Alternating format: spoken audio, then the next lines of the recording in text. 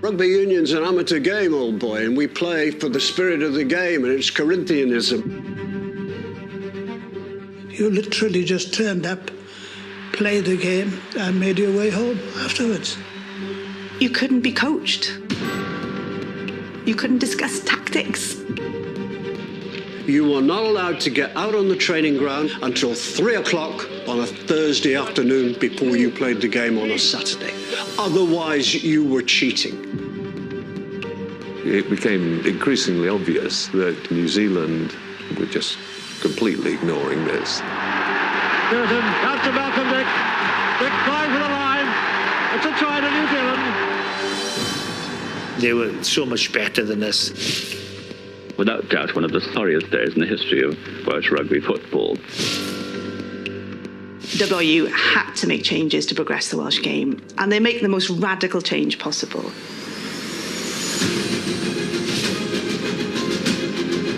Clive was absolutely what Wales needed. His motivation was terrific. Down! Many people are against it. They didn't even like the word coaching. When we went into the dressing rooms, it was bringing us all together. Right, boys, this is what it is. Barry John, can he make it? Oh, what a try! And Wales have won an extraordinary international. How are you feeling at this moment? Great! Champagne stuff. There was this absolute feeling, we reckon we're the kids now, but we haven't proved anything yet at all with the Southern Hemisphere.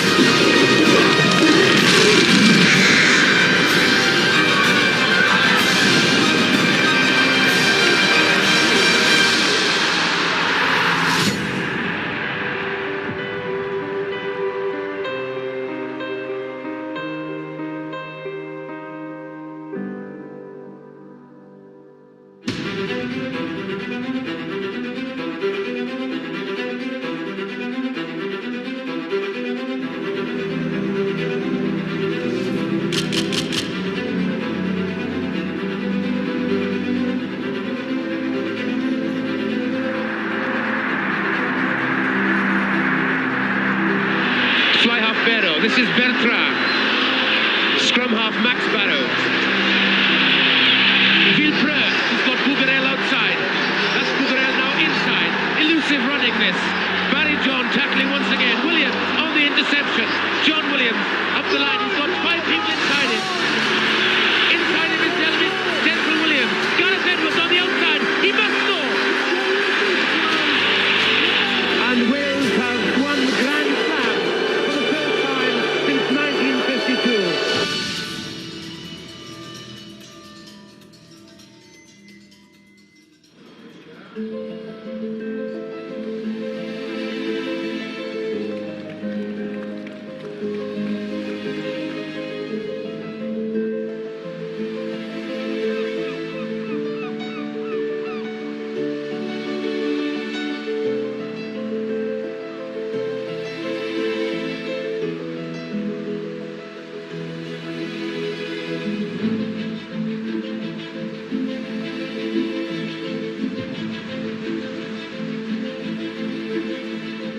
There was this absolute feeling, we reckon we're the kids now, we've won a Grand Slam, but if we want to call ourselves a really great team, we have to have some success against the Southern Hemisphere. Otherwise, we're actually top of the second division. New Zealand was simply a terrific team.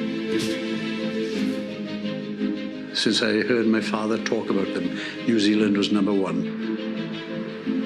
We all understood what a difficult place it was to win. Because it was the nucleus of a Welsh team that had been there before. Bala, Curtin, out to Malcolm Dick. Dick flying for the line. It's a try to New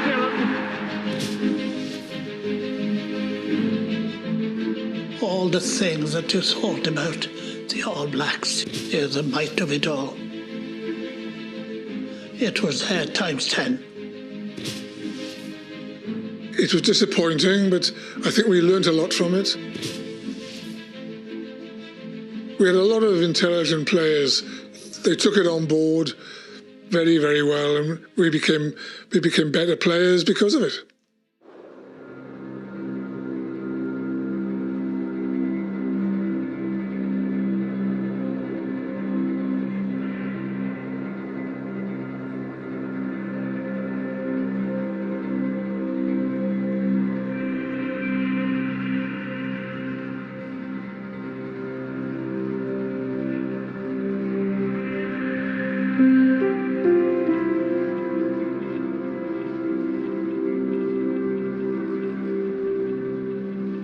Carwyn James was a man apart. He was a scholar.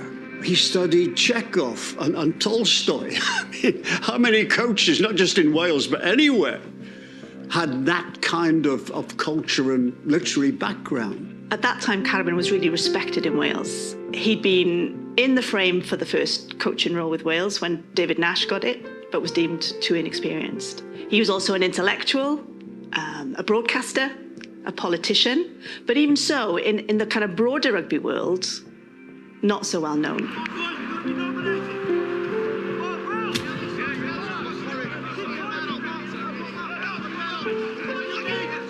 Carwyn immediately set himself apart from the other coaches. He was the first person I ever knew to take sort of individual skills sessions with people. He had a very individual approach to players as well, which was different. Think about it. That's the important thing. Every single one of you, think about it, think about it, think about it. It's a thinking game. Carwyn just talk to you more like a headmaster, I suppose, than a coach. He made you think. You know, so it wasn't just a question of go out, tackle him, beat him, or whatever. He talked to you about it, and he listened. We want to move their pack back and forth across the field as much as possible. Now, with a fit side, let's show this in our tactics, in our play. Carwyn knew that the All Blacks were professionals in all but money. So he picked the brains of like minds in other sports. And I remember bumping into Carwyn and I said, where are you headed? He said, I'm going to Old Trafford, Manchester United, to see Dave Sexton. And he said, I'm very interested in how Dave runs a football club. And he did the same thing at Wigan Rugby League Club. Carwyn was determined to show that there was another side to rugby to the New Zealanders, because the New Zealanders were playing a very simple, straightforward, forward-dominated game. He thought their backs were not as good as our backs. He just had total belief in your judgment that Carwyn had instilled in the Welsh boys. Anything's on, you know, just because we're 80 yards out. That doesn't mean we can't attack. Let's go.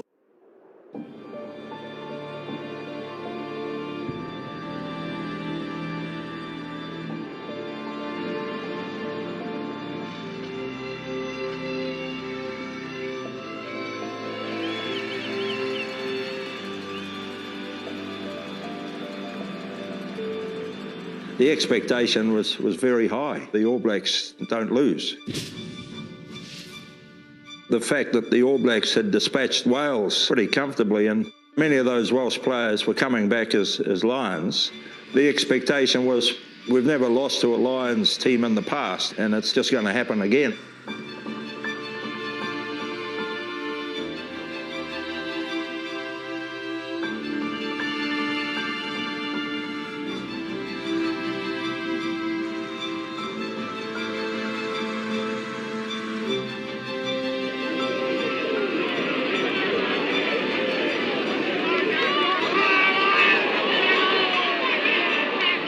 Because of Carwyn's way of thinking, we started playing with a great deal of enterprise.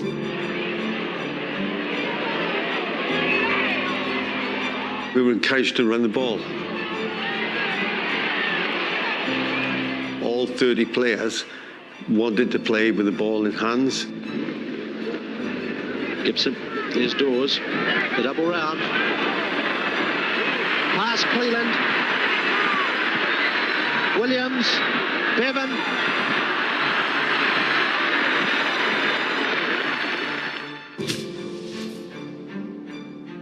As we put some wins together, the first reaction was, wait till you get to Taranaki. Wait till you get to Hawke's Bay. They'll see you off, sort of thing, and that was the attitude from the New Zealanders. The British Lion Rugby Union tourists remain unbeaten.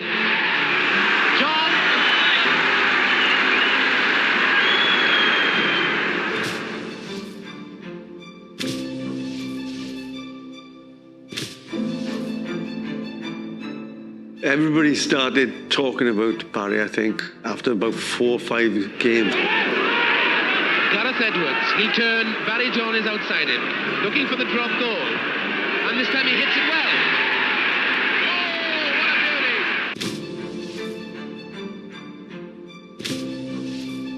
Yeah, I'd be naive and stupid if I didn't say there was a little bit of special treatment in the column inches side of things. But the boys just took the piss anyway. I'd come into the dining room, and make way, the king. Bevan. Things were beginning to work, and people were buying into it. We'd also learned from our experience with Wales. By the time we played Wellington, which was 3 or 4 games before the first test, we beat them 40-odd points. And suddenly we started to gain a bit of respect.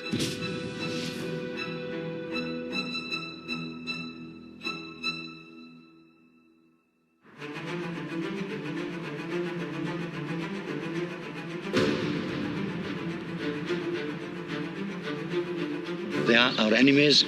We want to beat them. And my mind at the moment is on that first test, and we'll work it from there. If we can win that first test, I think we may well win a series. Chico Hopkins to Barry John, John Dawes, that's the big man, that's John Bevan.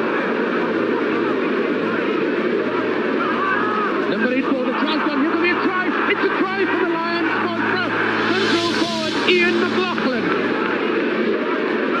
Good ball back that set going. Steals away close. John Dawes attends to tackle. Oh, and that's a very simple kick for McCormick.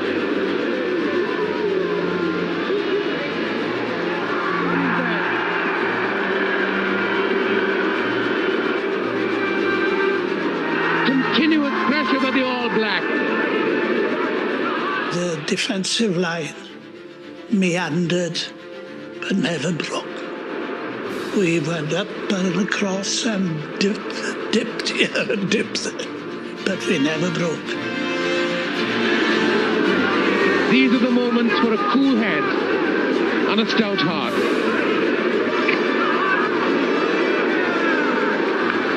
Nine points to 3 now then. The All Blacks have got to score twice, and we've had 39 minutes in this dramatic second half.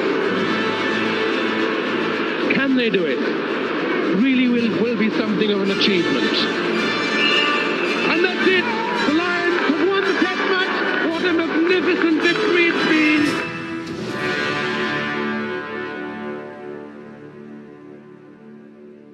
Nobody, apart from us, thought we could win that. If it was a one-match test, exactly enough. But then you go to, 2 weeks, you're going to face them again. You don't very often get ahead of the All Blacks, but if you do, you've still got a long way to go because they don't lie down and die. You feel We're there now until the end of the series. The tour is on.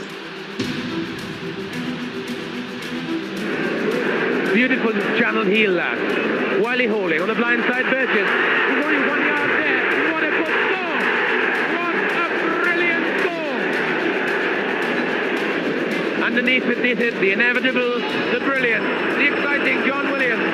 He's got two and outside. Gibson's with him. Gibson's got Gerald Davis. Can he get there? He's got 25 yards to go. What a run it is. He's gone under the 6. Look at that. Ian Kirkpatrick, the big man. He's got 30 yards to go. Can Barry John get him? He can't. What a try. Oh, what a wonderful try. We played a lot of rugby that day. 1-1 in the series, but we felt far more confident after that game. We were beaten and with no excuses, but we all came off the pitch. I thought, we can beat this side.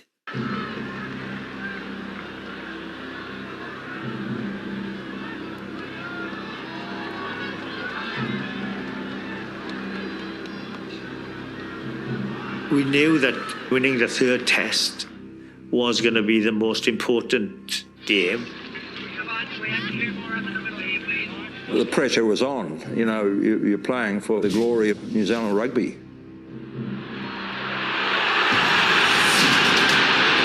The kick-off, the moment that people here in New Zealand have been waiting for, the moment of decision. One test match each. Barry John, Mike Gibson, Gerald Davis, see the swing of the hip. That was a beautiful run. He's on the 10-yard line. That's the halfway line. The New Zealand 25. Covering there is Hunter. Hunter, beautiful tackle that by John Taylor. Under the post. They must ruck it now. Can they get it? Beautifully back to Barry John. Looking for the drop goal. He's done it. Barry John, 163 points on tour now. Brilliant build-up by the Lions. 5 yards now from the All Black line. Can the Lions rush this ball? They can to Edwards. Edwards going. Davis is there. 8 points to 0 then, and what a good start for the Lions. 40 minutes to go then for the Lions to maintain their superiority over the All Black. Now facing the sun and the breeze. Barry John. Brian Lahore, first man. William Mervyn Davis. Tremendous tension here. This is tremendous pressure. It must be a score if they can get this ball away. Yes, Mains. That simply had to come from Laurie Mains. 6 minutes of the match to go. Can the British Lions do it? Sid going once again. Wayne Cottrell to the new man, Duncan. Good ball there to Hunter. Hunter being chased. Barry John with the tackle. The minutes now ticking by. So much at stake in this test match. Very little time left now. 13 points to 3 the score. And the Lions have done it.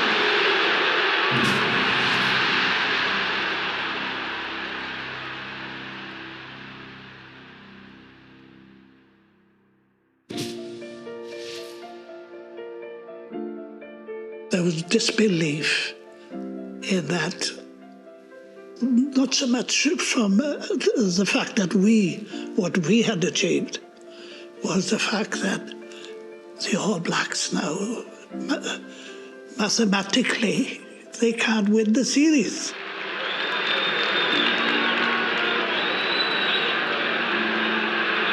Gareth Edwards waiting for this one. Duckham flinging it out. John Williams, the fullback. And he did it. John Courageous Williams hit that one straight and true. And that's it. That's it. A drawn match here, 14 points all at Eden Park. But the British Lions have won the series. To win the Lions Tour and to win it in New Zealand was a huge, huge step. The telegrams came through, your parents and your girlfriends and your wives would all be thrilled with the fact that we were due to come home, but also on what we'd achieved. The Lions had never won in New Zealand, so it was immense. That was always for the Lions the ultimate challenge. It was just mission accomplished. We've come here and done a job, and it was unbelievable, unbelievable. Me, jumping up and down. It took them about 2 months to accept that we'd won. It's the New Zealand temperament. They said, "You never beat us." I said, "I'm sorry, we did." I think historically Kiwis have probably not given enough credit to the opposition team. But after that tour, I think everyone acknowledged what they'd just seen. The All Blacks were everything, and they beat everyone. You grew up with it. It was a religion in New Zealand. You let down the nation if you lose.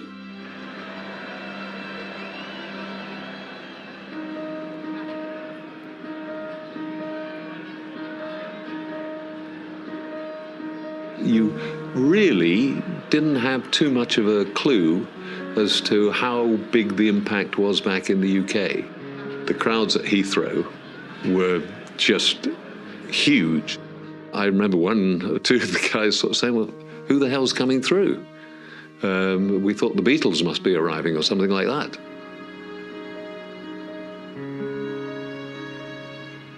These fellas had made history, and they were local people. They were ours. You could go along and touch them and say, "Hey, fantastic what you've done." Gareth, I know what's happening at Carwyn at the moment. Do you have any idea what's waiting for you down there? A soft bed, I hope, and that'll do me fine, because all I want to do is have a bit of rest. I don't think you're going to get it for a few hours yet. Thank you very much, and congratulations, both of you. Thank you very much.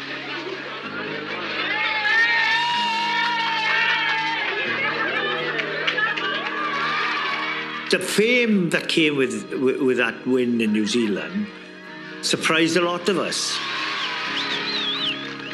This is the sports personality for the Western Mail of 1971, the Welsh Lions.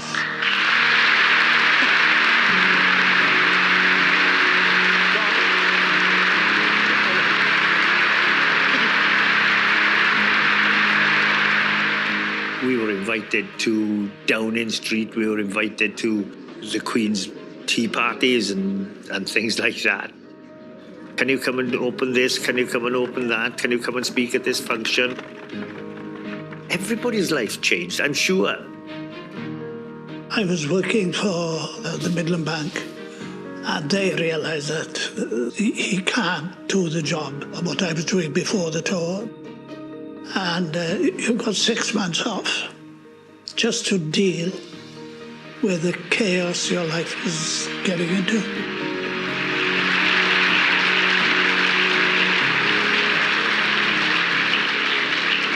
Barry, congratulations. We're very, very proud of you. Thanks very much indeed. The Lions tour had been a huge boost of confidence for everybody involved with it.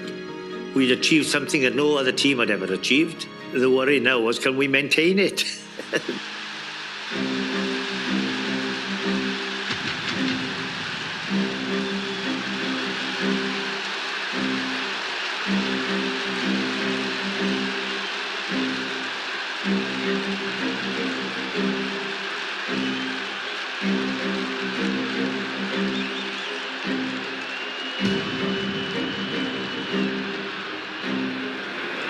John with his first kick at goal. And he's hit it straight and true.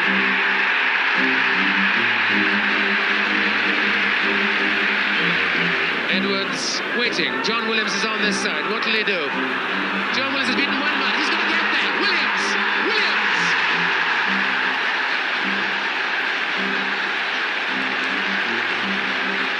Barry John adding to the agony for England.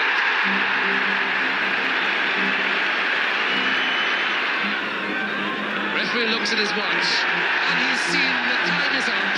Wales have beaten England by 12 points to 3.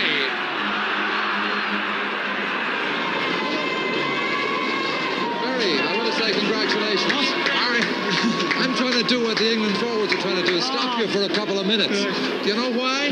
No. Not just because of the game, but because tonight, Barry John, King John, hero of Wales, tonight, this is your life. What a time. Oh, I don't know what to say, honestly. Crikey, I'm glad I won today. Well, I know you're going to have a bath, and we've got a car outside on your way to the celebration dinner. We take it to the studio where we got lots of surprises. Oh, no. I felt, oh God, now I've stopped the boys now. Going on the bus, unusual, bottles everywhere. So the boys are being held back because of me.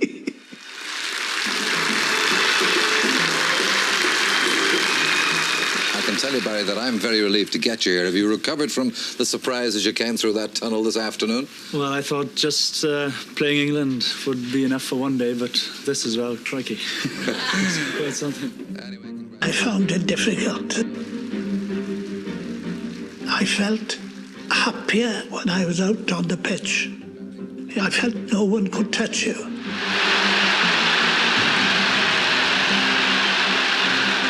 Mervyn Davies takes the tap down from Peter Brown. It's beautifully laid back for Gareth Edwards.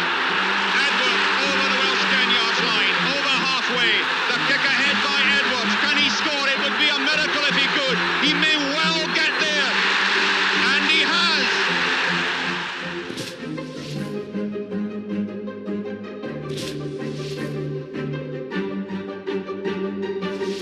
It's a moment where rugby becomes a celebrity game. People are asking you to do shows. Right, that I weld the headlines now. That I weld. Gareth Edwards turns professional. Cera, can I be bit a professional? Yeah, nage rugby prince. Danso. Danso? People are asking you to do interviews on TV. Everybody wanted a bit of you. I think particularly for Barry John, who was the ultimate kind of superstar of the whole tour. It was almost like an overnight celebrity status. What do pressures mean to you? What are pressures to you? Have you any instances, illustrations? I don't know, it's a bit different. See, I'm a lot younger than you, so I remember Queen Street. I was standing on the side, ready to cross to go to the office. And somebody recognized you and they stopped the traffic. Crazy.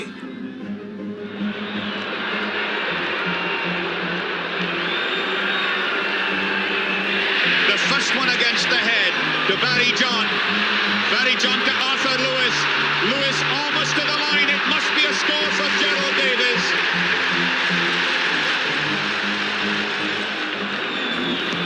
Barry John then.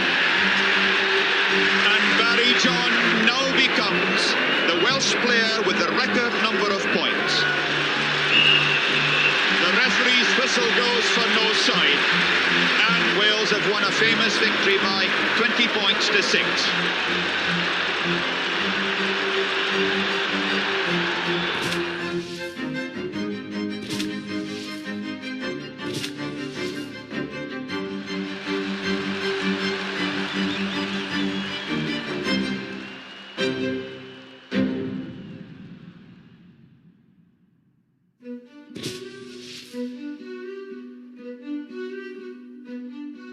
I did tell them, boys, when I come off, that's it.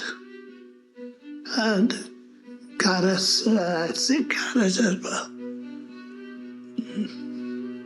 he wanted to, he believed it, but he didn't want to believe it. And then the penny dropped. Yeah. Strange. Has the strain of being King John been too much for you? Well, I don't think it's been too much. Rugby has always been a sport and a vocation for me. But over the last 12 months, it started to dictate. And this I wanted to put a stop to. If you remember, in January, I asked people to perhaps keep away from me and allow me to play rugby and do the things I wanted to do.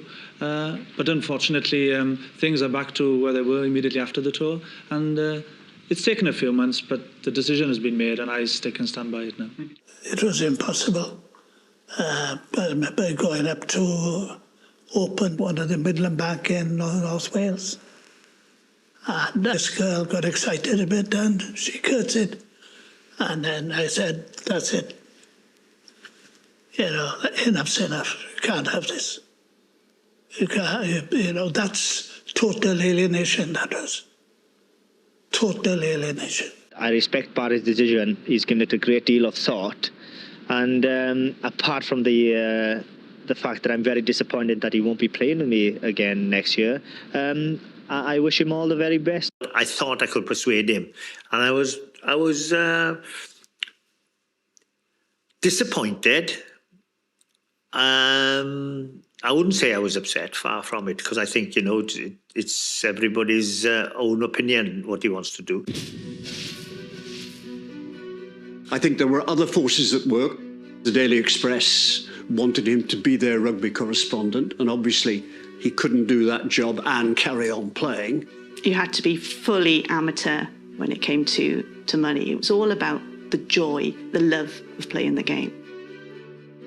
I know some of the contracts were lucrative, what he's been offered.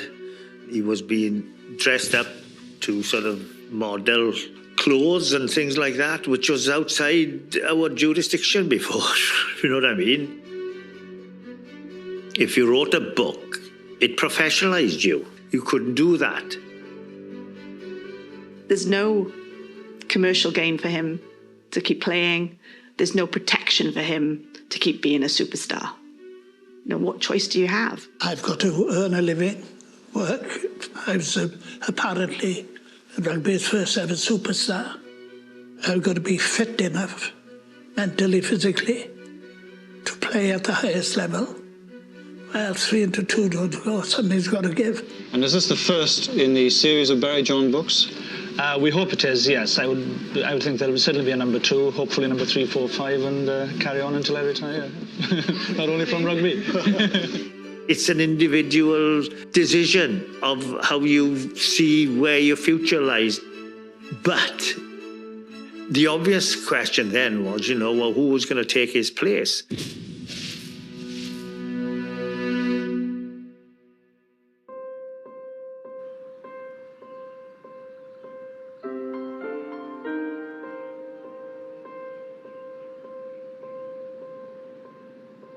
There was a number of outstanding outside halves in Wales at the time.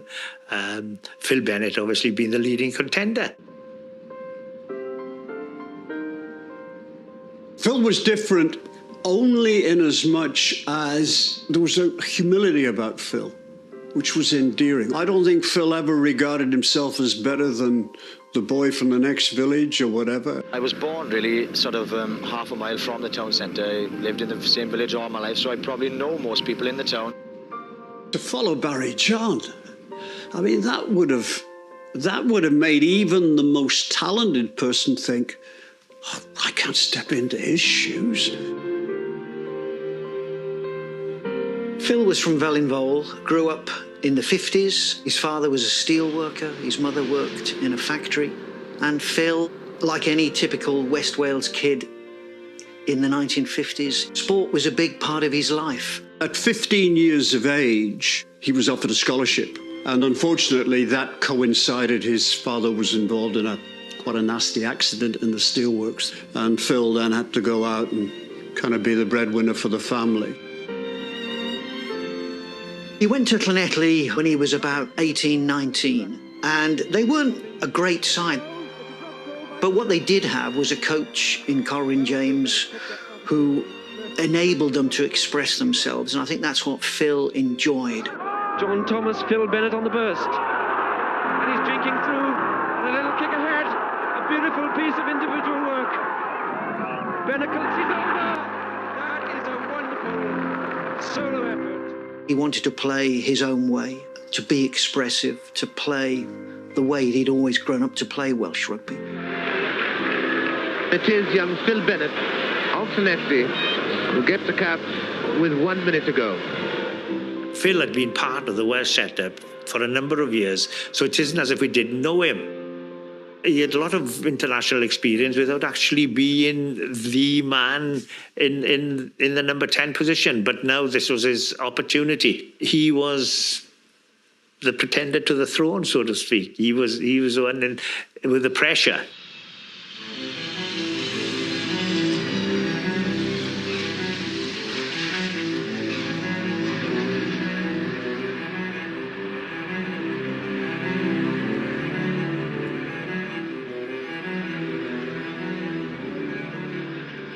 We'd hardly had time to draw breath, really, when they were all coming, and the newspapers were full of revenge.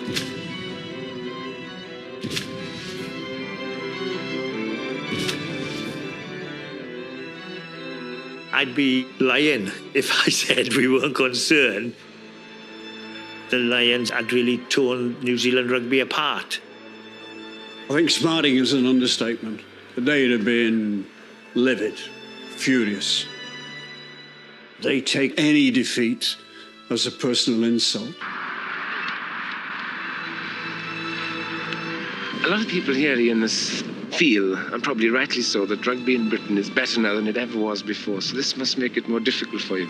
Oh, definitely, Cliff. I think your rugby's obviously improved tremendously. And of course, the Lions too last year, and your victory over New Zealand in the Test matches, just goes to show that you've obviously improved 100% since, say, 6 years ago. You're playing for the glory of New Zealand rugby and the history and heritage of New Zealand rugby. Definitely wanted to go on that tour and try and redeem our mana. Where are you looking forward to most? Which part of the country? Well, I think we're looking forward to going everywhere, but I think the All Blacks going down to Wales is the big thing, and beating Wales at Cardiff Arms Park, and also your very strong club sides like Cleathley and Cardiff and those sort of clubs. But we're certainly looking forward to going everywhere in the British Isles.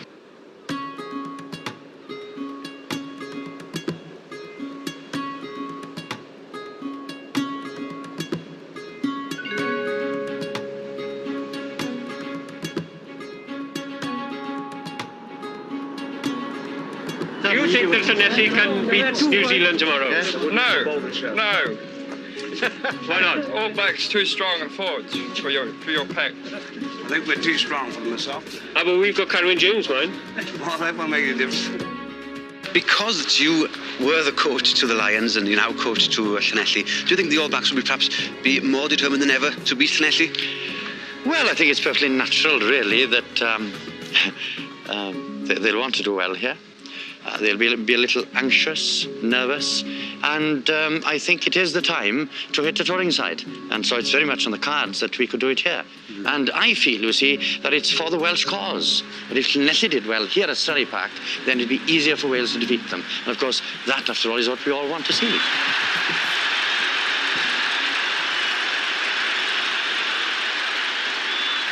The 72 match was a big deal to Phil.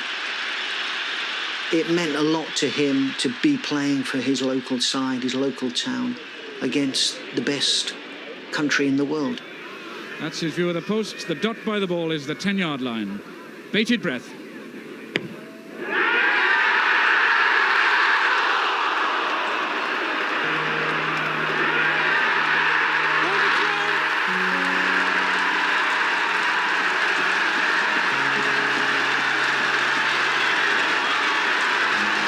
Roy Burgess is the happy man who puts the Scarlets into the lead after just 2 minutes of the game.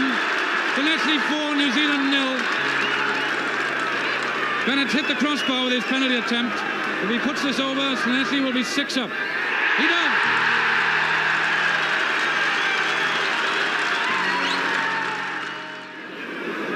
This is Bennett, challenged by Burgess. Phil's performance was outstanding. A magnificent gain by Phil Bennett. That's what Llanelli want from him in defence. His line kicking and touch finding was beyond belief. Sutherland inside to Bruce Robertson. Out to Peter Whiting. It's out to Batty. One man to beat. Llanelli must chase back. Bennett's there. Bennett has room to clear. Oh, what a great kick! What a magnificent kick by Phil Bennett. We have had a minute of injury time, and I believe we're about to see history made at Straddy.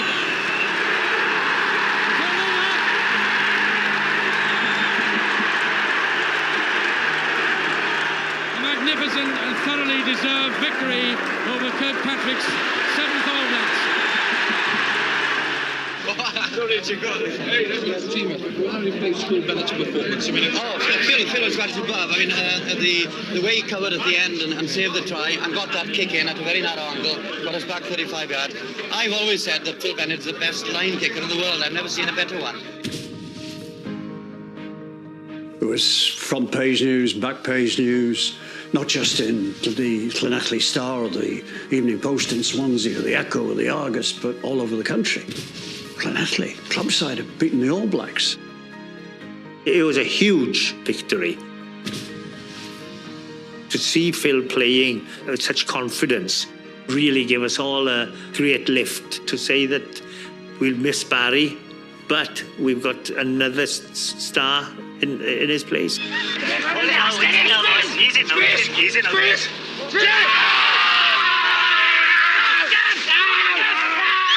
That's enough. Good. That's good. Head on down, sir.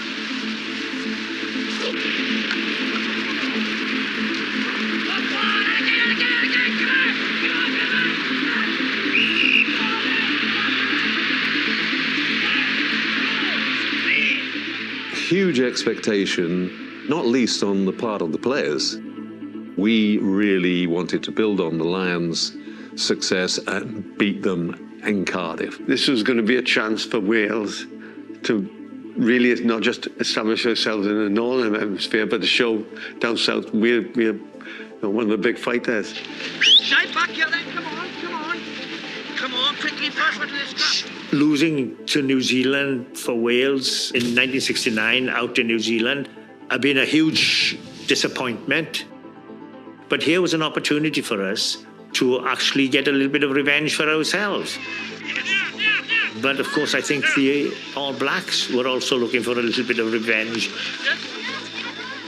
Oh, it's pretty important to us, all our games against Wales, whether it be at Cardiff, Park or New Zealand's pretty important. It's something that's built up over the years, and it's a great sort of match, the All Blacks Wales game, and it's pretty important to us, all right.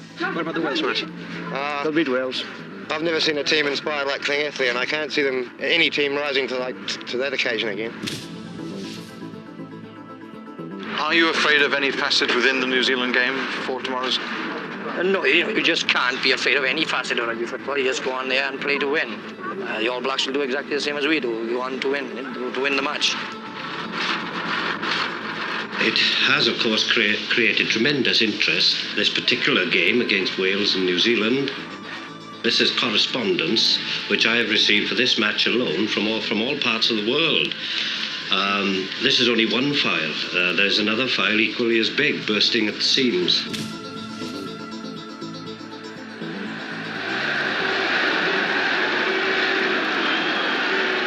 And just listen to the roar from this crowd as the red jersey appears.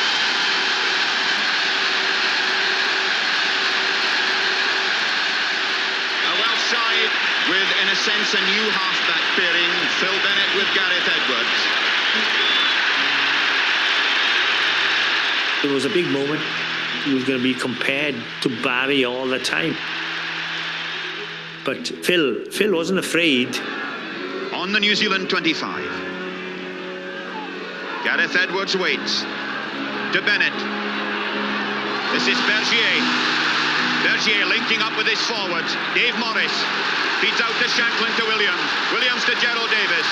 He comes inside Parkinson. This is Glenn Shaw, the prop forward. Going hoists one. Bevan again waits. Going has him. John Williams had to go in. The whole Welsh, New Zealand back are there, and it could be a try for Keith Murdoch. The New Zealand forwards moved up there like a great black blanket. Bevan, Edwards, Bennett, they missed out one man. They gave it to Shanklin. That was John Williams. This is Gerald Davis running back to his own 10 yards line. This is Phil Bennett. Over halfway, a great tackle by Peter Whiting. That's Quinnell carrying it on. And here's Phil Bennett with the penalty attempt. Nothing could do Phil Bennett more good, I think, than getting that penalty over. This is Burgess. He perhaps shouldn't have kicked because Batty was in the line as an extra man, but it's still a useful kick. Great catch by John Williams inside his own 25. Karam then. It was a bit stabbed, but it got between the posts and it was high enough. That's going. Held by Edward. Bennett kicks through. Bennett nicely out to John Bevan. Bevan over the 25. Can he make the line? What a run. And it's a try for Bevan. This National Stadium absolutely seething with excitement now. Bennett. And there's only 3 points in it now. Phil Bennett.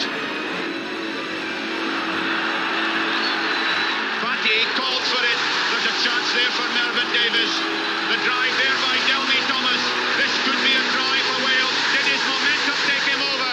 Yes, it did.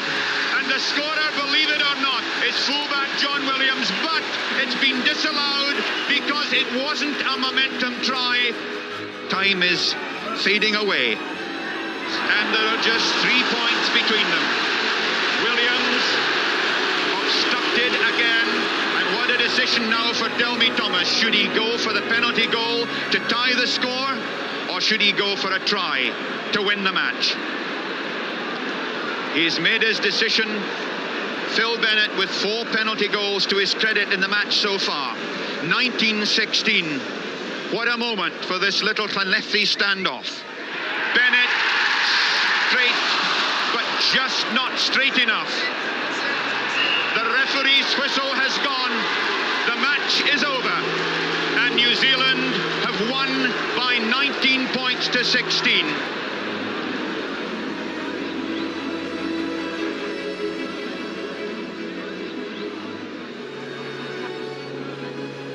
Very close. That's one of the games that really gets to me, to be honest, because I think we could have won that game. Huge disappointment. Huge disappointment.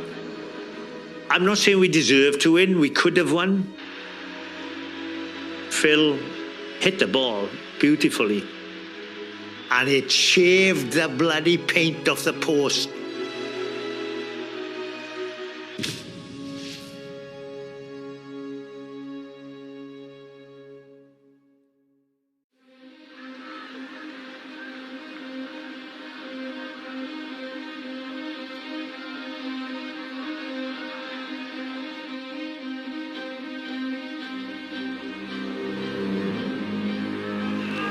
Ralston has gone with Peter Whiting, but there's the favourite throw over the top to Going. Sid Going is almost to the post. In goes the New Zealand forward drive. That was laid back beautifully. Kirkpatrick has scored.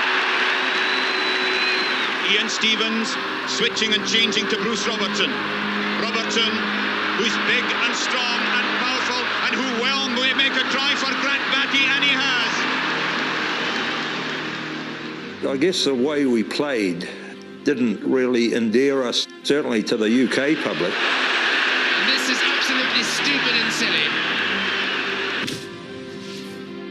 It wasn't a great advertisement for clean rugby. This is about the third scrap of the half. But you fight tooth and nail to win. It was anything to ensure we win. And by that, it means by hook or by crook, we'll cheat, we'll try and get away with it, anything to avoid losing. Because no All Black has it in his DNA to say, you know what, we lost to the better team. They would never think of that. Can New Zealand get this? They can, and there's an overlap if the ball comes this way. Lampert on the blind side. Burgess can get there. Slips it into Kiss. Alex Wiley.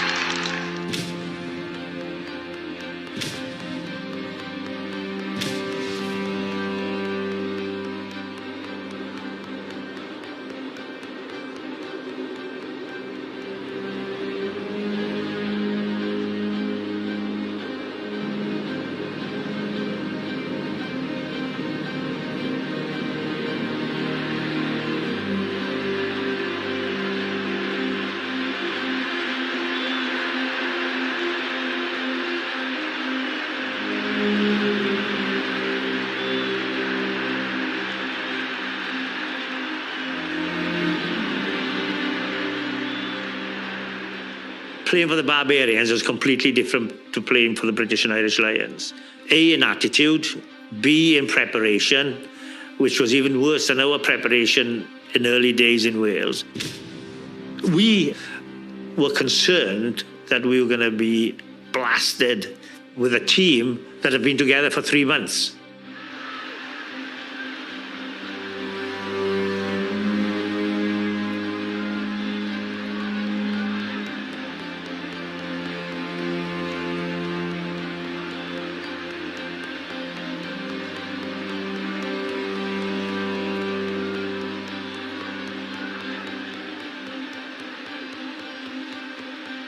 This was not going to be, we're going to chuck it about in the grand old barbarian tradition. This was effectively the 71 Lions clothed as barbars, but their whole philosophy of that game was to win it.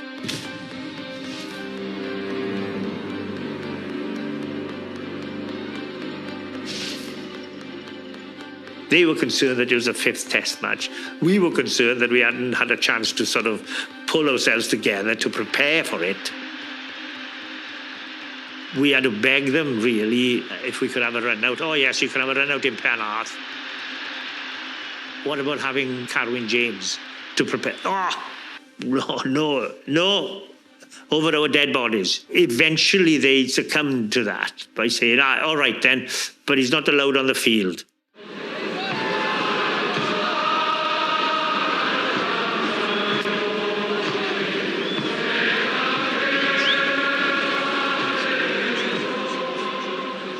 Phil Bennett had a series of conversations with Carwyn James about his role, what he was going to achieve on that day. Personal pressure on him in that particular position, that was intense, and that was a sharp focus for the public and for the media. And I think he probably felt that pressure. Carwyn said to him, Phil, just do what you normally do down at Strade. Play it like you normally play. Sospenbach, a sound that many New Zealanders heard from the Lions during the 71 tour. Welcoming you at the other side of the world to this, the last match of the tour. We knew it was going to be daunting. The Barbars were their team. It was stacked with Welshmen, and so the expectation was high. Burgess, Hurst. That's for Grant Batty. John Williams. Joe Carroll. David Duckham. John Dawes. Mike Gibson. That's a great ball. The ball had gone this way, the ball had gone that way, kicked it back this way, I was going back that way, kicking back this way. It was the worst bit of rugby you've seen. Everyone with him. In soccer parlance, somebody needs to put his foot on it and control the game. Going. Very little support. Good tackle by Slattery of Ireland. Almost on the halfway line. Kirkpatrick to Williams. So when I saw the ball going deep back and Phil scurrying back, I thought, thank God for that. He'll kick it a touch, we'll have a little breather. Of course, the next thing, I said, what the hell's he doing now? Chased by Alistair this go? Brilliant. Oh, that's brilliant. John Williams, Brian Williams, pulling. John Dawes. Great dummy. David, Tom David, the halfway line. Brilliant by Quinnell. This is Gareth Edwards. A dramatic start. What a score.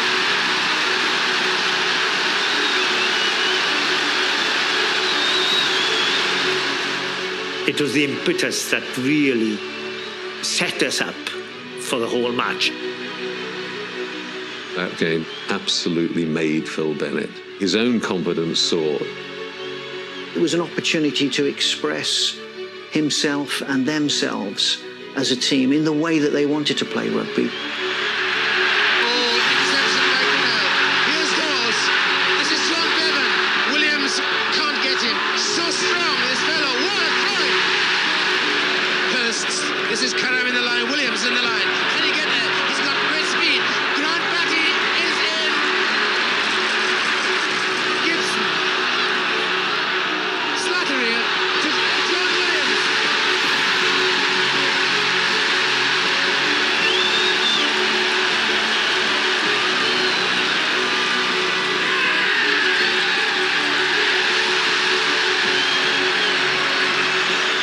And there we are.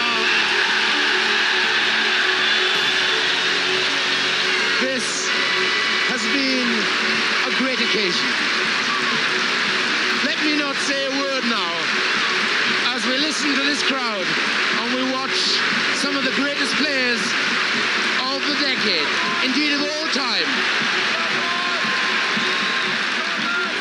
There was all kinds of emotions in that game. The game sort of lifts everybody's hearts because of the way in which it was played. We really had no right to beat them because we hadn't played together for 18 months, whereas they were at the end of the tour.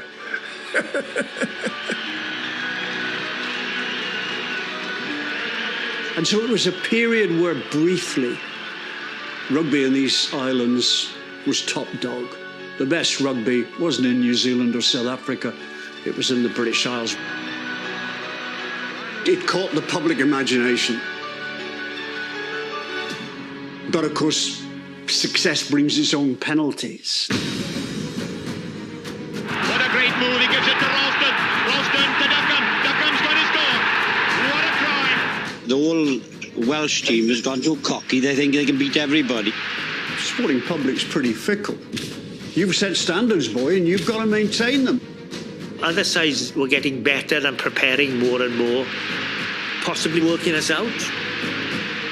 We were under pressure a little bit. You've got to show some guts in this kind of situation, you know. You've got to stand up to the situation. Welsh rugby epitomised all that was good about us. It was a sort of a manifestation of nationhood. It was something that was essential to us, that we were able to do something which the people of Wales could feel proud of.